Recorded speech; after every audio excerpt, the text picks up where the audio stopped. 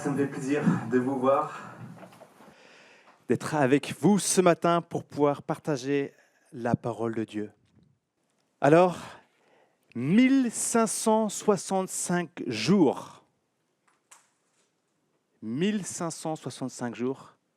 Et là, vous vous dites, c'est une devinette. Qu'est-ce qui s'est passé pendant 1565 jours, soit 4 années, 3 mois et 14 jours? Eh bien, ce sont des jours de conflit. Environ 20 millions de morts et disparus, aussi bien chez les militaires que chez les civils. En France, 1,4 million de soldats sont morts, ce qui représente un quart des jeunes âgés de 18 à 27 ans. La bataille de la Somme, ça vous dit quelque chose, la Somme?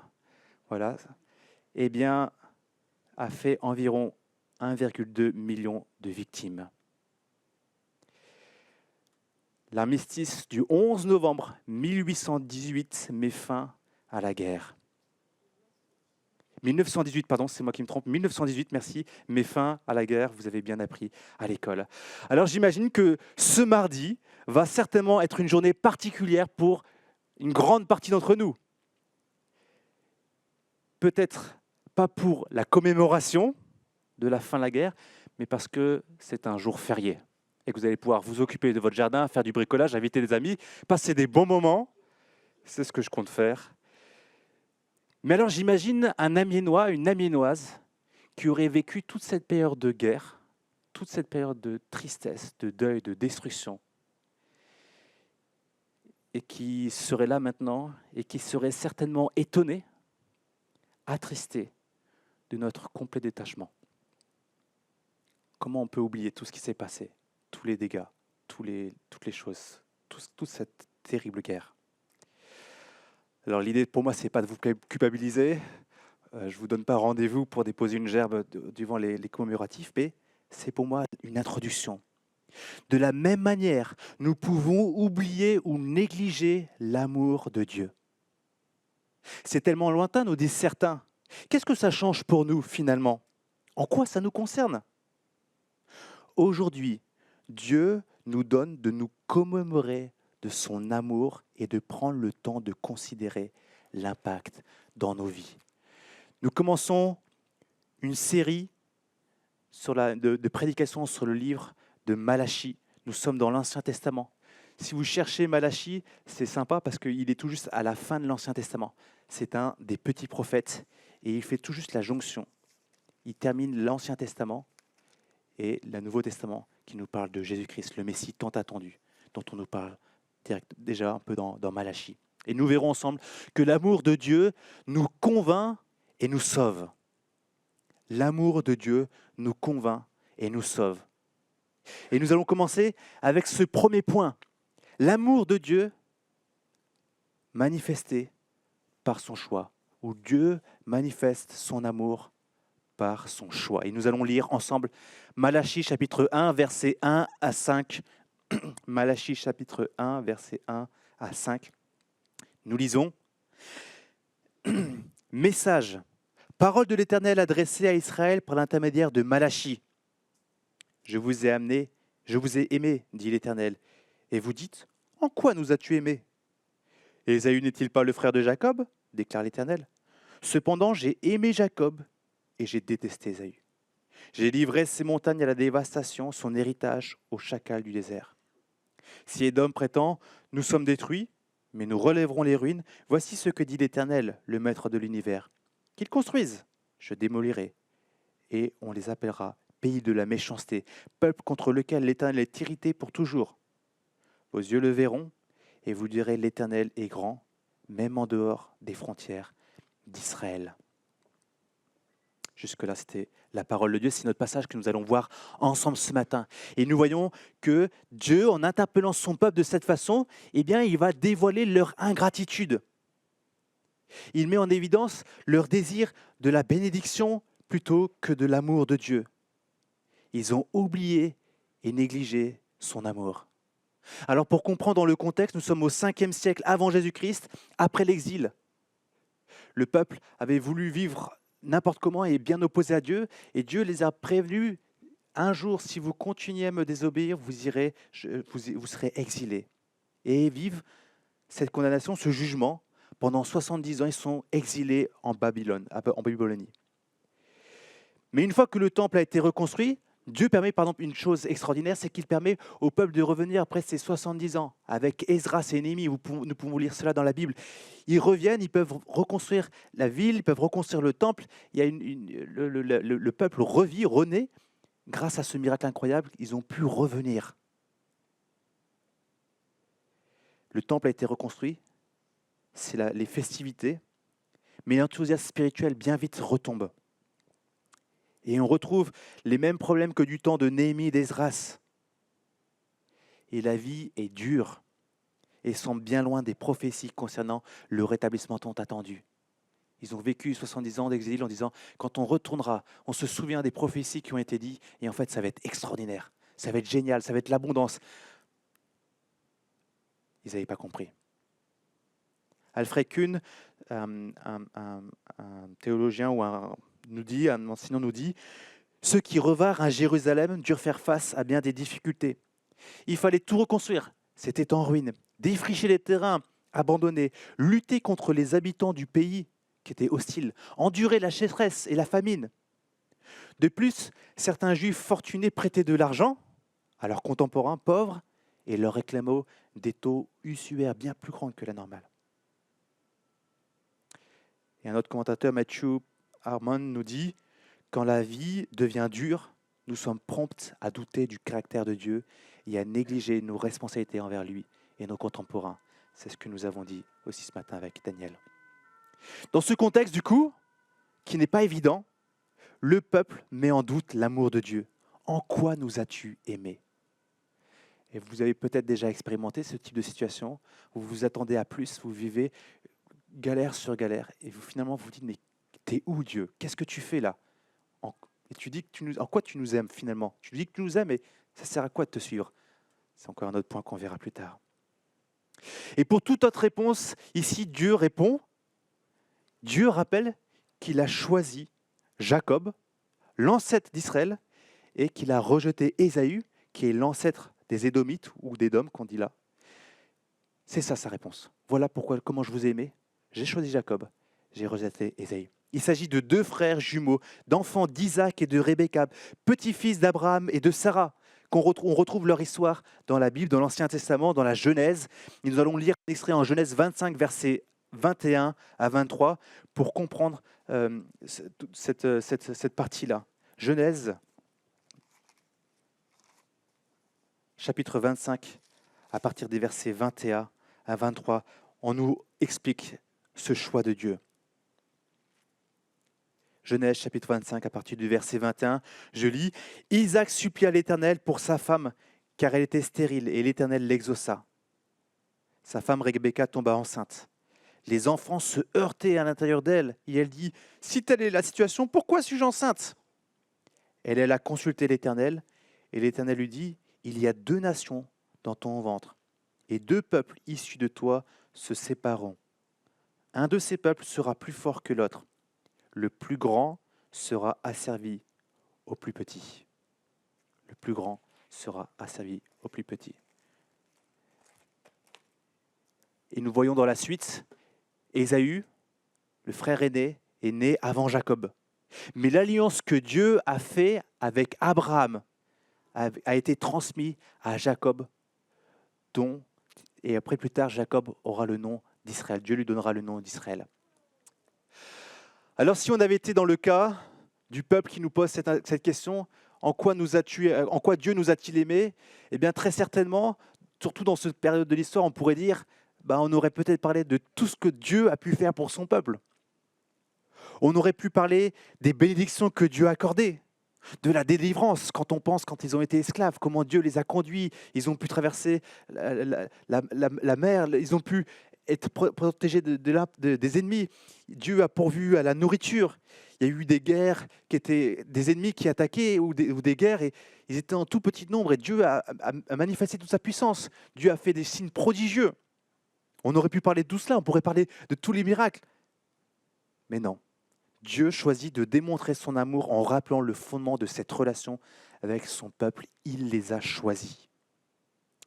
En Deutéronome chapitre 7, versets 7, 8, nous lisons, ça nous précise la raison de ce choix. Ce n'est pas parce que vous dépassez tous les peuples en nombre que l'Éternel s'est attaché à vous et vous a choisi. En effet, vous êtes le plus petit de tous les peuples. Mais c'est parce que l'Éternel vous aime. C'est parce que l'Éternel vous aime. Alors voilà pourquoi le peuple d'Israël a connu un jugement temporaire, 70 années d'exil, comme il avait été annoncé prophétiquement, avant de reconnaître un rétablissement miraculeux. Ils ont pu revenir sur leur territoire pour s'installer. Donc là, c'est après l'exil, avant Jésus-Christ. Parce que Dieu a fait alliance avec son peuple. Dieu s'est souvenu de son alliance, comme on le voit dans la Bible. Les Édomites, donc les descendants d'Ésaü, quant à eux, ils s'étaient réjouis de la destruction du temple. Ils ont été violents et sans pitié. Ils ont même attaqué Israël dans sa détresse. C'est ce qu'on voit en Ézéchiel. Eux ont été eux-mêmes déportés. Mais ils n'ont pas connu les mêmes possibilités de retour et de rétablissement comme Israël. Dieu a établi son jugement et rien ne peut changer le choix de Dieu. Ni même la propre volonté de dire « Ah, on va reconstruire, on va se rétablir, etc. » Non. Dieu a mis les cartes, c'est terminé.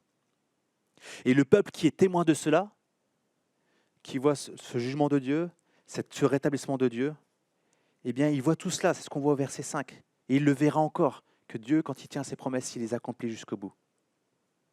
Et ce n'est pas rien quand on se met à la place d'Israël. Alors l'absence de considération pour l'amour de Dieu, pour son peuple, est d'autant plus grave lorsqu'on considère le choix souverain et immérité de Dieu. Nous ne pouvons pas prétendre à la bénédiction de Dieu comme une récompense du fait de notre mérite. L'absence de considération pour l'amour de Dieu a un impact dans la relation entre Dieu et le peuple, entre le peuple et Dieu. Et c'est ce que nous allons voir dans la suite de Malachie avec ces 5 prochaines interpellations. Le fonctionnement est simple. Dieu va faire une déclaration et le peuple va rétorquer quelque chose. Un peu comme là, je vous ai aimé. En quoi nous as-tu aimé? Et après, Dieu va dire, quel est le problème? Il va dénoncer, il va mettre. C'est aussi intéressant d'imaginer que Malachie commence avec ce simple mot « message ». Et donc au tout premier verset, il s'est dit « message », mais la traduction serait plutôt « fardeau ». Malachie, le prophète, doit partager ce fardeau que Dieu lui donne de dire. Donc Dieu parle au travers de Malachie pour transmettre ce fardeau. C'est comme un appel à la repentance, au changement, à la prise en considération. Et c'est aussi pour ça que Dieu nous parle aujourd'hui. Premier point, l'amour de Dieu nous est manifesté par son choix. Deuxième point maintenant, l'amour de Dieu nous est manifesté par sa grâce. Si ce n'est pas du coup sur la base de nos mérites, alors sur quelle base Dieu choisit-il ceux qui l'aiment et ceux qui le rejettent? Sur quelle base choisit-il ceux qui l'aiment et ceux qui le rejettent? L'apôtre Paul nous éclaire à ce sujet en Romains chapitre 9, versets 11 à 16. Romains chapitre 9, versets 11 à 16, il nous dit « Les enfants, Ésaü et Jacob, n'étaient pas encore nés, n'avaient donc fait ni bien ni mal, afin que le plan de Dieu subsiste conformément à son choix et sans dépendre des œuvres, mais de celui qui appelle. Quand il a été dit à Rebecca, l'aîné sera asservi au plus jeune, de même il est écrit, j'ai aimé Jacob et j'ai détesté Ésaü. On cite Malachie ici. Que dirions-nous donc? Dieu serait-il injuste? Certainement pas. En effet, il dit à Moïse, je ferai grâce à qui je veux faire grâce, et j'aurai compassion de qui je veux avoir compassion. Ainsi donc, cela ne dépend ni de la volonté, ni des efforts de l'homme, mais de Dieu qui fait grâce. Je m'arrête là, on pourrait encore poursuivre tout ce chapitre. Si vous avez l'occasion de relire ce chapitre, il est extraordinaire. Nous voyons que Dieu choisit par compassion. C'est l'intérêt qu'il porte à l'humanité malgré ses défaillances, sa culpabilité. Et Dieu choisit aussi dans sa grâce. C'est un don immérité, une faveur imméritée que Dieu accorde. Non selon nos actes, bons ou mauvais. Souvenez-vous, Ésaü et Jacob n'étaient pas encore nés quand Dieu a établi son jugement ou son choix. Il a réalisé tout ça par compassion et par grâce,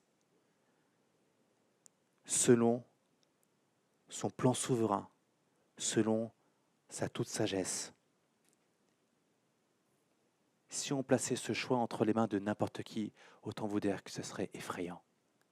Mais ô combien c'est extraordinaire quand on considère la Bible, quand elle nous parle de Dieu et comment Dieu se révèle. Le Dieu qui ne peut pas être corrompu, le Dieu qui est fidèle, le Dieu qui est saint, le Dieu qui est juste, le Dieu qui est sage, le Dieu qui connaît toutes choses, qui peut tout, il est à la bonne place. À lui la sagesse. Et intéressant de voir que dans cette lettre à Malachie, Dieu se présente comme le maître de l'univers ou le chef des armées célestes. 24 fois dans ce petit livre de 3 chapitres, 24 fois on nous parle du maître de l'univers. Dieu n'est pas un être humain, j'aime toujours se rappeler cette réalité. On a tendance à confondre Dieu comme un être humain.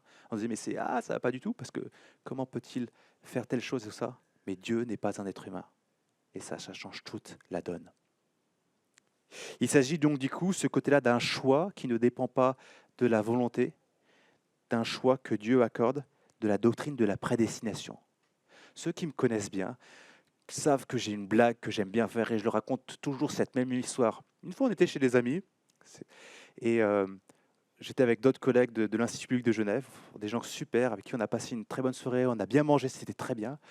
Et on avait dit, à partir d'un certain moment, on a un code entre nous pour dire que là, il faut qu'on rentre. Parce que demain, il y a l'école qui continue, donc il ne faut pas qu'on se couche trop tard. Et j'ai eu la joie de faire cette petite blague à la fin du repas, de dire « Mais qu'est-ce que vous pensez de la prédestination ?» Et là, on est parti pour quelques temps de discussion, une petite heure de discussion, si ce n'est plus, et tous les copains étaient là en mode « Qu'est-ce que tu as fait, Jonathan ?» Et du coup, maintenant, c'était un peu ma blague, quand on est un peu en fin de soirée, en fin de période, et que le temps est déjà presque passé, puis on se dit, bon, qu'est-ce que vous pensez de la prédestination? Puis, et si on doit débattre le sujet, c'est un sujet qui est dense, qui est compliqué. Et on aurait plein de choses à discuter. Et je suis persuadé que si on se lançait dans la conversation, on en aurait pour toute l'après-midi ensemble et toute la soirée ensemble. Et on serait encore avec plein d'émerveillements, plein de questions. Et à la fin, on tomberait à genoux en disant, Seigneur Dieu, je reconnais que je suis être humain, que tu es Dieu. Il y a des choses que je ne comprends pas, mais tu révèles dans ta parole comme ça. Je veux te faire confiance et je veux te suivre par la foi. Paul anticipe néanmoins ici la question en demandant si Dieu, en agissant ainsi, n'est-il pas injuste? Certainement non. Certainement pas. Le point qui est considéré comme problématique est que Dieu donne sa grâce à l'un mais pas à l'autre. Dieu sauve l'un mais pas l'autre. C'est dérangeant. C'est considéré comme non équitable et donc jugé injuste. Certains pensent que la solution avancée qui serait le plus juste est que Dieu donne sa grâce à tout le monde. Tout le monde a sa grâce. Pourtant, la justice s'accomplit lorsqu'elle donne à chacun ce que l'on mérite. Dans le cas d'Ésaü et de Jacob, le peuple de Dieu, de vous comme de moi, nous sommes tous devant Dieu condamnables à cause de notre péché. Chaque être humain porte en lui la révolte contre Dieu qui conduit à la séparation présente et éternelle. Ce qui est juste devant Dieu, vis-à-vis de Dieu, est que nous payons pour notre péché. Ce qui est juste devant Dieu, eh bien, c'est que nous subissions sa condamnation. Dieu est-il injuste lorsqu'il choisit l'un et pas l'autre? Non, parce qu'il fait grâce. C'est le don de Dieu qu'il ne doit à personne. Il n'est pas obligé de donner sa grâce. Alors, quand il le fait, nous réalisons le privilège de l'amour qu'il manifeste pour nous. Dieu est-il injuste parce qu'il condamnerait des personnes innocentes? On a bien vu, personne dans nous n'est innocent, certes non. On voit qu'il intervient en faveur de condamnés pour qu'ils aient la foi en Jésus-Christ, le Sauveur, celui par qui nous pouvons avoir accès à Dieu. Il ne force pas les autres à ne pas croire en Jésus. Il les laisse finalement vivre selon l'inclination de leur cœur qui consiste à l'indifférence envers Dieu, envers Jésus. qui sauve. Personne ne cherche Dieu. Nul ne cherche Dieu. Si vous êtes là ce matin, nul ne cherche Dieu. Vous ne cherchez pas Dieu. Dieu se révèle à vous. Dieu vous interpelle. Ou Dieu nous utilise pour partager cette bonne nouvelle. Et ainsi, nous sommes interpellés parce que Dieu met en nous ce désir de le connaître et de répondre par la foi. Une façon populaire d'expliquer le choix de Dieu est de dire qu'étant donné qu'il connaît tout, Dieu sait tout, c'est-à-dire que Dieu, il prend de l'avance, comme ça il voit, tiens, Ésaü, il va faire tel choix, donc tant pis, il ne va pas croire en moi. Par contre, Jacob, lui, il va croire en moi, donc voilà. Voilà comment Dieu pourrait croire, que Dieu saurait qui seront à lui ou pas, comment il choisirait en choisissant d'avance qui croira en lui. C'est le principe de la prescience, le fait de connaître à l'avance. Mais il y a des éléments qui bloquent dans cette compréhension. Des passages bibliques qui sont un peu manquants pour étayer tout cela. Et puis il y a une phrase que Jésus nous dit en Jean chapitre 6, verset 44, qui nous interpelle. « Personne ne peut venir à moi à moins que le Père qui m'a envoyé ne l'attire. » Personne ne peut venir à moi à moins que le Père qui m'a envoyé ne l'attire. Ce passage nous montre qu'il nous est impossible de venir de nous-mêmes à Dieu. Nous ne pouvons pas et nous n'en avons pas la capacité. Et ça dérange parce que l'on n'a pas le contrôle. Ce n'est pas, comme j'ai pu moi-même dire, que nous sommes tous en situation de détresse sur une falaise. J'ai déjà employé durant une prédication cette illustration. Nous sommes accrochés à une falaise, là, en mode je vais presque tomber, ah, l'aide. Et puis là, il y a Dieu qui vient du haut de la falaise, qui tend la main et dit hey, je peux t'aider. Et toi, tu dis j'ai le choix de répondre ou pas. Ça, c'est justement cette vision de prescience, de dire c'est moi qui suis responsable, c'est moi qui choisis si j'accepte ou pas. Donc ça dépend de mon choix. Donc ça veut dire que c'est ma capacité de choisir qui va dépendre. Ce n'est pas là ce que nous dit ce passage. Ce passage nous dit plutôt, tu es tombé de cette falaise. Tu es en train de tomber, en bas, tu vas t'écraser sur les rochers, tu vas mourir. Ça va être terrible. Et à ce moment-là où tu es, entre guillemets, sûr de ta mort, Dieu t'attrape et te relève. Voilà l'intervention de Dieu en notre faveur. Impossible par nous-mêmes. Personne ne peut venir à moi, à moins que le Père qui m'a envoyé ne l'attire. C'est parce que, avant leur naissance, nous voyons que Dieu a aimé Jacob et a rejeté Ésaü, avant qu'il ne fasse le bien et le mal. Rien ne dépend de nous. Notre salut dépend de Dieu. Alors quand on réalise tout cela, aussi vague que ça puisse être, nous réalisons la portée de la grâce. Peut-être posons-nous plutôt la question, réalisons-nous la portée de la grâce, ce don immérité? Nous sommes d'abord troublés. Et ce qui me réjouit, c'est que si on est ici, c'est que d'une certaine manière, Dieu nous appelle et nous travaille. Nous sommes d'abord troublés parce qu'on se dit, mais qu'est-ce que je peux faire de tout ça? Mais une fois que nous avons compris, nous vivons dans la paix de nous savoir à Dieu, à lui pour l'éternité. Personne ne peut nous retirer de sa main. Nous comprenons que sans l'intervention de Dieu, nous serions sans espoir, sans vie, écrasés sur un rocher, pour reprendre l'exemple, condamnables, morts, pour une mort spirituelle. On retrouve ça en Éphésiens chapitre 2. Nous réalisons tout son amour, et nous nous sentons privilégiés. Un peu comme cet homme ou cette femme, en tant qu'homme, je vais prendre l'illustration de la femme, ou d'ailleurs en tant que femme, je prends l'illustration de l'homme, soit, vous allez comprendre, de ce choix de la personne qui va déclarer sa flamme, son amour, et qui va dire « Est-ce que tu veux devenir ma femme ? Je renonce entre tout et je te choisis toi. » Et là, tu te dis « Quel amour !» C'est extraordinaire. Et ça, c'est bouleversant. Nous réalisons tout son amour et nous sentons privilégiés. C'est une grâce, c'est extraordinaire. Nous débordons de reconnaissance et nous répondons par l'amour, non pas par l'ingratitude. Nous sommes rassurés dans notre témoignage parce que c'est Dieu qui sauve. Ce n'est pas moi qui vais sauver les gens en disant « Ah, je partage l'évangile de Jésus-Christ qui manifeste. » Mais c'est Dieu qui sauve lui-même. Il peut très bien utiliser nos compétences comme nos faiblesses. Cela nous amène à persévérer, à nous attendre à lui dans la prière pour le salut de ceux qui ne le connaissent pas. Et puis cela nous amène à être confrontés à sa grandeur, sa toute sagesse, sa toute puissance. Il est Dieu, il est éternel, c'est le Créateur, le Maître de l'univers. Je suis homme, fini, créature de Dieu, à ma place.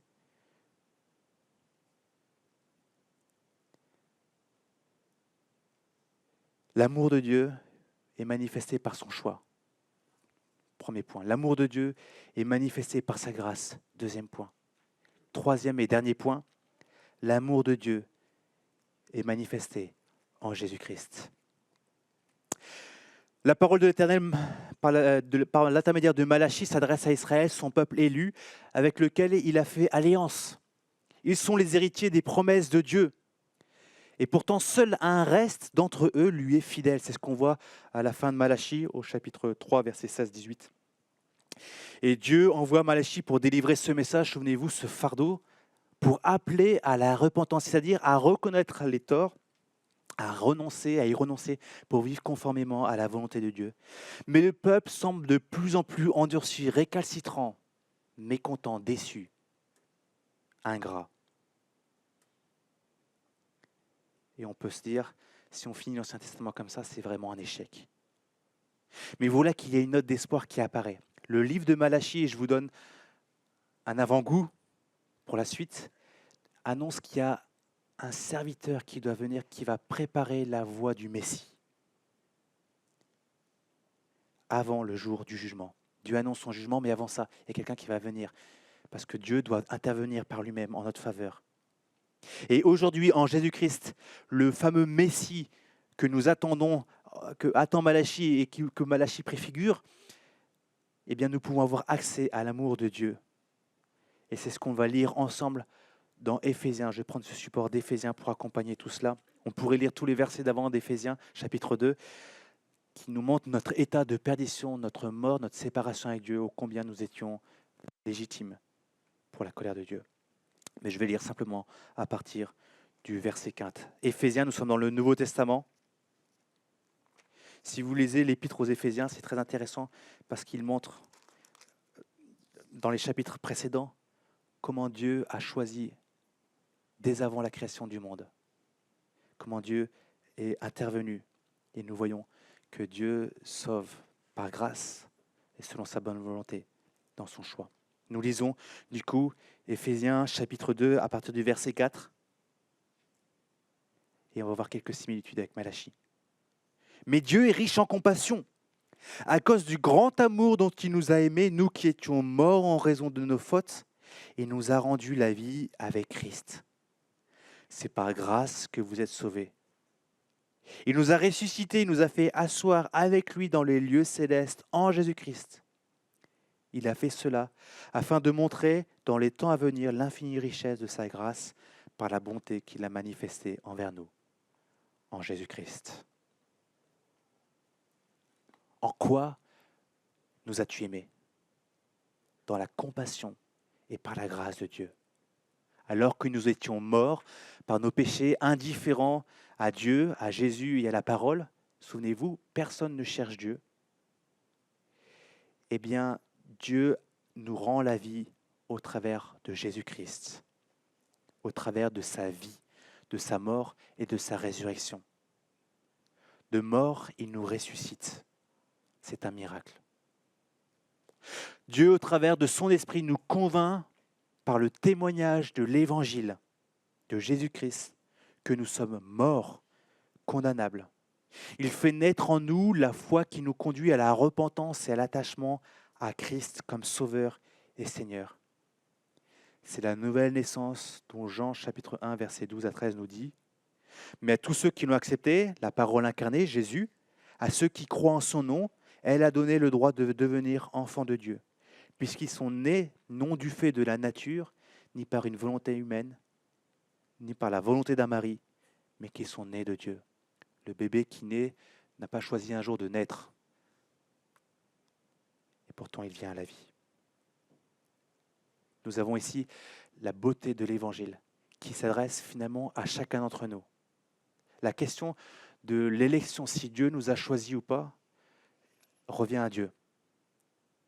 Aujourd'hui, Dieu L'Évangile s'adresse à chacun d'entre nous et c'est lui qui nous convaincra. Cela nous encourage, nous aide à persévérer dans notre témoignage. L'Évangile est pour chacun. Ceux qui répondent favorablement, c'est non pas parce qu'ils auraient été plus intelligents que les autres, parce qu'ils auraient une spiritualité ou quoi, mais parce que Dieu leur a donné la capacité de répondre. Et cela, à Dieu la sagesse pour savoir, nous pouvons être aujourd'hui reconnaissants de ce que Dieu nous parle. Si aujourd'hui vous êtes là et que vous ne connaissez pas Dieu Jésus-Christ, que vous n'êtes pas né de nouveau avec lui, si vous avez vous-même votre parole sur votre bouche et en quoi nous aimes-tu, regarde la galère de ma vie, qu'est-ce que tu fais? Eh bien, l'évangile de Jésus-Christ est pour vous, lui qui vient travailler dans nos vies, nous apporter un changement dans notre perspective, qui vient travailler dans nos cœurs, qui vient nous apporter une paix, une délivrance que nous n'avons nulle part, une sécurité, un amour que rien ne peut combler. L'évangile est pour vous. Entendez l'appel de Dieu qui sauve, qui vous interpelle et qui veut travailler vos cœurs afin que vous veniez à lui. J'ai déjà été confronté à une jeune femme qui m'a dit « Eh bien, moi, quand j'entends ce que tu dis, je ne fais pas partie des élus de Dieu. À partir de là, je ne peux pas croire. » Et en fait, c'est terrible de dire ça quand tu es confronté au message de l'Évangile, à la bonne nouvelle de Jésus-Christ. Il ne nous appartient pas de savoir si nous sommes élus, mais nous avons cette responsabilité de répondre ou pas à son appel. Puis après, d'être reconnaissant à Dieu le Père qui est intervenu par sa grâce dans son choix en Jésus-Christ. J'aime bien dire une autre réalité, c'est tant que nous sommes vivants, que tu aies 15 ans maintenant et 70 ans plus tard et 95 ans plus tard, jusqu'à la veille de ta mort, il y a toujours de l'espoir. Tu ne sais pas quand est-ce que tu vas mourir, donc ne me remets pas à demain l'appel de Dieu sur ta vie, parce qu'à la fin, tu es devant Dieu et tu dois donner des comptes sur tes choix. Mais j'aime bien dire cela pour dire, des fois, il y a des périodes de la vie où on n'est pas du tout ouvert à l'Évangile, on ne recherche pas Dieu. Et d'autres périodes, quand Dieu utilise un contexte particulier pour nous interpeller, pour nous travailler, afin que nous puissions être sensibles à sa voix et que nous puissions répondre au travail qui nous fait par son esprit, qui nous convainc de notre péché, de notre amour et de sa grâce en Jésus-Christ. J'ai en tête un certain témoignage, vous pouvez voir Hervé pour discuter avec lui. C'est beau de voir comment Dieu intervient après plusieurs années et comment Dieu agit en lui. Nous qui sommes confrontés à sa parole aujourd'hui, laissons-nous convaincre afin de saisir l'appel de Dieu pour notre vie. C'est là notre responsabilité. La gloire revient à Dieu pour notre salut, non pas à nous-mêmes. La prédestination ne retire en rien le processus de transformation continue, la ressemblance de Christ. Vous ne pouvez pas vous dire, je n'ai certainement pas été élu par Dieu parce que dans ma vie chrétienne, je galère, c'est difficile pour lire ma Bible, j'ai du mal à aimer mon prochain, et puis prier, c'est compliqué. La vie chrétienne est un processus dans lequel Dieu nous travaille avec lui. Dieu nous fait grandir par son esprit qui habite en nous. C'est un processus qui nous amène à renoncer à notre propre intérêt, à notre propre gloire, à notre propre autodépendance ou autosuffisance pour nous attacher à lui, pour mourir à nous-mêmes, pour porter notre croix et pour le suivre. Dieu nous fait grandir avec lui au fur et à mesure et il désire que nous trouvions notre joie en lui. Et nous savons que Dieu, même si nous chutons, est prompt pour nous relever. Il désire que nous puissions nous repentir, non pas la repentance qui mène au salut, mais la repentance pour nos péchés. Que nous nous laissions éduquer jusqu'à ce que nous soyons dans sa gloire éternelle, semblable à Christ. C'est notre espérance, notre assurance. Le choix de Dieu pour le salut n'annule en rien l'ordonnance de faire de toutes les nations des disciples. Dieu a choisi de nous utiliser pour se faire connaître à ceux qu'il a choisis. Et si ce sujet-là de la prédestination vous intéresse, on ne va pas pouvoir prendre 10 minutes après le café pour discuter ensemble, ça va être un peu compliqué, mais on pourrait prendre plus de temps si vous voulez. En un à un, il n'y a aucun problème, ou en petit groupe, pas de souci. Sinon, pour approfondir ce sujet, je vous encourage à prendre 2 livres. Le premier, c'est « Qu'est-ce que la prédestination ?» de R.C. Sproul, qui est un bouquin très court et très intéressant qui développe cette idée de la prédestination. Et un prochain bouquin de John Piper qui s'appelle « Enfin la vraie vie », qui montre comment nous passons, comment Dieu intervient en notre faveur et qu'est-ce que nous enseigne la Bible à propos de cette fameuse nouvelle naissance et quelle est la place de Dieu, quelle est notre place. Nous avons vu que l'amour de Dieu se manifeste par son choix, que l'amour de Dieu se manifeste par sa grâce, que l'amour de Dieu se manifeste en Jésus-Christ. J'espère que ces quelques paroles vous auront laissé un petit goût de reviens-y sur la bouche, en bouche.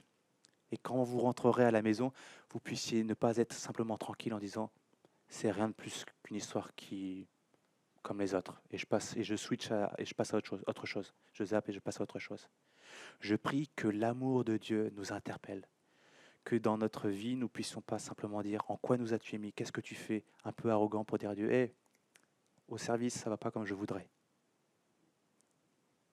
Cette première interpellation de Malachie nous permet de mieux comprendre la grandeur de l'amour de Dieu.